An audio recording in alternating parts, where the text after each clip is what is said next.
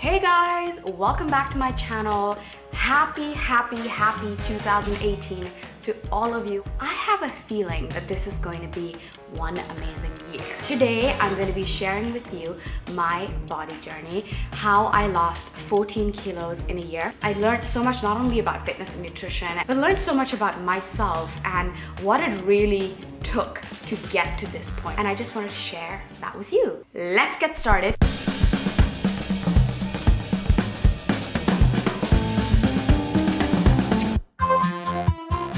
Before I get into the more technical aspects of what I did specifically to lose the weight, I want to give you a little history. In the last maybe 10 years, people understand this concept of emotional eating, but I did not know that that's what I was doing growing up. If you're Indian and you have a tendency to put on weight as a kid, you're going to hear about it. I don't have a huge appetite, but my body assimilates things in this way that I'm like, why God, why? Visiting relatives during the summer, I would definitely know for a fact that, hey, I think I look a little different than, say, my sister or my friends. I guess when you're a kid and you're sensitive, you don't receive that information as, oh, maybe I should, try not to eat this. Your immediate reaction is, oh my God, I suck, I'm unworthy, I'm ugly, I'm unattractive, etc. The more of that you hear, the more food becomes comfort.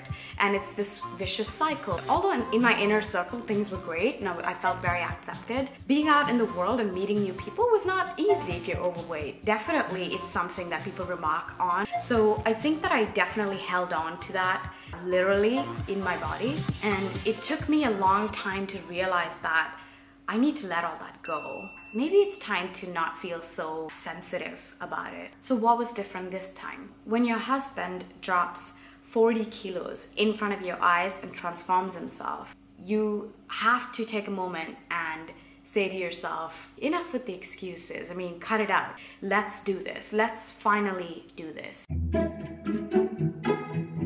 This is Reiner. Hi. My husband. Let's talk a little bit about transformation itself. About a year and a half ago when I started to research nutrition, and I worked a little bit with a nutritionist on coming up with a meal plan for me, but it was mostly something I did by myself, week after week, just kind of constantly adjusting and making small changes here and there, until eventually I saw the difference and I saw the weight kind of dropping off. And this was obviously paired with an exercise program as well, like a resistance training program. But I got so into it that I decided to study it as well. I think I applied the things I learned there to you. Yeah. That's kind of where we started off with you. So when I started, I was at 68 kilos. I know there's so much talk of it's not about the number on the scale, it's how you feel, and I completely agree with that. But I do feel that when you're starting a weight loss journey very seriously and you have a substantial amount of fat that you want to burn, having numbers and having things that are quantifiable actually really help you keep your eyes on the prize. If there's any one thing I can tell you is that you cannot out-train a bad diet. It all starts and ends at good nutrition. After keeping a food diary for 3 days, Reiner determined how many calories I was consuming in a day and set my new caloric limit by deducting 20% from my consumption to ensure a healthy daily calorie deficit, making sure there was slow and steady weight loss. He also set up my macronutrient goals, meaning how much protein, carbs, and fats I needed to consume in a day to achieve my goals. Entered all this info into the MyFitnessPal app and the tracking began. At first, the tracking may seem tedious, but once you get in the flow, it helps you stay on track and become more intuitive about your food. This simple practice is absolutely the reason I was able to drop the weight and an eye-opener about just how important nutrition is. I never considered myself a gym rat, and I'm not someone who's like rushing to the gym every morning. Last year, I couldn't even fathom the idea of having a gym membership that I actually used. Another blessing for me was having a workout buddy. My friend Ekta and I started working out together. At first, she wanted to just have a fun workout. I think over the year, we've both gotten so serious about training and started to think about training as more than, oh, let's get a workout, and it's become about athletic performance. What was great about it is that we started slow. All our workouts were at home. Yeah. We did not do anything with weights for a long time. We used body weight, resistance training with your own body weight. Yeah. Some days were more about conditioning, where we do stuff like burpees and sprint training, stuff like that. Other days were more about resistance training, where we do things like squats, and planks and push-ups. I highly recommend for anyone who's just starting out, do home workouts. There are so many amazing YouTube videos that I'll link in the description box to start your workouts, to understand form, to get your foundation right. Then going into a gym where you start working with weights, so you don't injure yourself and you actually are getting the benefits of the movements. Yeah. So when we joined a gym, we were already at like a decent level of fitness. We were no longer huffing and puffing and dying. I mean, when you first started out, you felt nauseous. Constantly. Pretty much, 10, 15 minutes into any workout. 5. You can do this. 5 more. 3. Come on. 4. And I don't think at that point you could ever see yourself in the gym lifting the kind of weights that you're lifting now. I think you have to give yourself enough time though.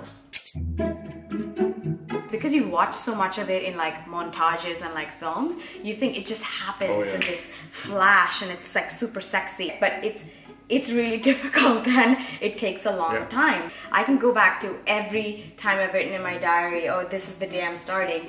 The window of time I've given myself is like 2 months, 3 months. And it's actually kind of crazy to think that and to have gone through this year. There's no way that I could have built the understanding that I have about my own body in 2 months. You have to make sure that you have reasons to continue showing up. Because when something is hard, you don't want to do it beyond a point. But having someone there who you feel a sense of accountability towards really helps.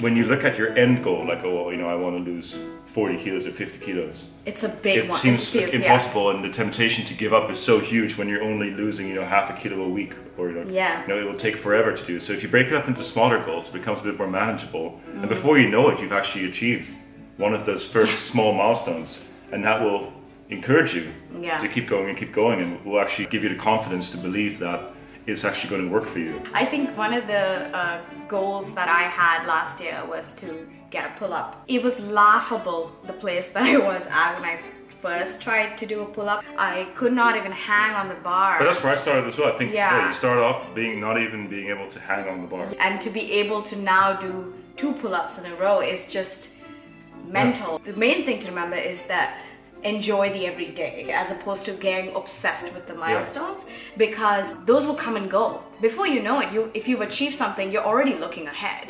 So actually, you're always working towards something, so you might as well enjoy what you're doing in the present. You're not going to feel motivated to do this all the time. If you're on a program for 6 months or 8 months, you're not going to be 100% motivated every single day. Motivation is not enough because it will always betray you. The moment that you feel like, I need to be motivated at night, will be a day that you feel like nothing. You feel no motivation to actually go to the gym or to make yourself a healthy meal. I think it's more important to count on your knowledge. Find ways to trigger the knowledge. So whether that means having people around you who are just as interested in fitness and workouts. Who are you hanging out with? Are your goals in some way aligned? And if not, then find some people who you can align your goals with, because you need support. Need sometimes a little extra push, whether that's in the gym or during a day where you have to make nutritional choices and you might make the wrong choice. You're drinking. Reiner! I did not expect to fall in love with powerlifting and weightlifting and just feeling that feeling of being able to lift something really heavy. Just learning about things that felt very intimidating, not just as a person who's a novice at the gym, but even as a woman.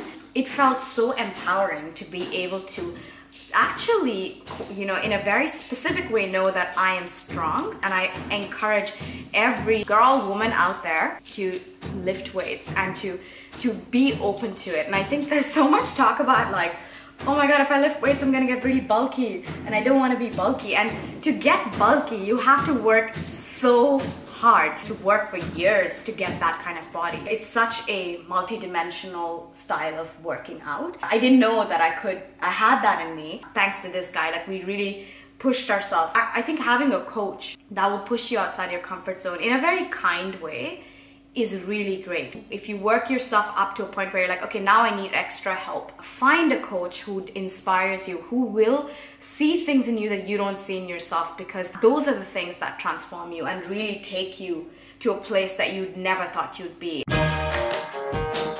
as I've gone along in this journey, I've had to adjust my goals and realign them over and over again. So I thought, what better way to keep going and stay on track and get to those goals than to share this time and experience with you and invite you to share your experiences with me and achieving our goals together. Here are my goals.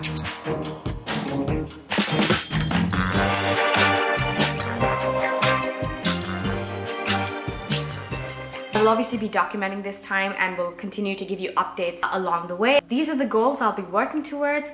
This has been my journey so far. Before I sign off, I want to extend a heartfelt and open invitation to any of you who are watching and are thinking about making serious changes towards your health, nutrition, fitness. If you have anything to share, questions, whatever it is, please leave me a comment or send me an email and let's do this together. We need to support each other in these journeys and reach our goals and make it happen. If you'd like to see more videos that are more technical in terms of how to, say, make your own nutritional plan, how to make sure that you're eating right for weight loss or weight gain, building muscle, great workouts to start with for certain kinds of fitness goals, please leave me a comment and I'll be sure to create them for you. Thank you all so much for watching, and I hope that there was something of value for you in the goals that you've set for yourself, and I really want to wish you all the luck to achieve those fitness goals and those health goals this year, and not just achieve them but frickin' kill it. I'm so excited for this new season of vlogging. I have so much to share with you guys. If you haven't subscribed, please subscribe. I post a new video every Tuesday. You can follow my daily shenanigans on my Instagram at gayamusic. Thank you again for watching, and I'll see you next week.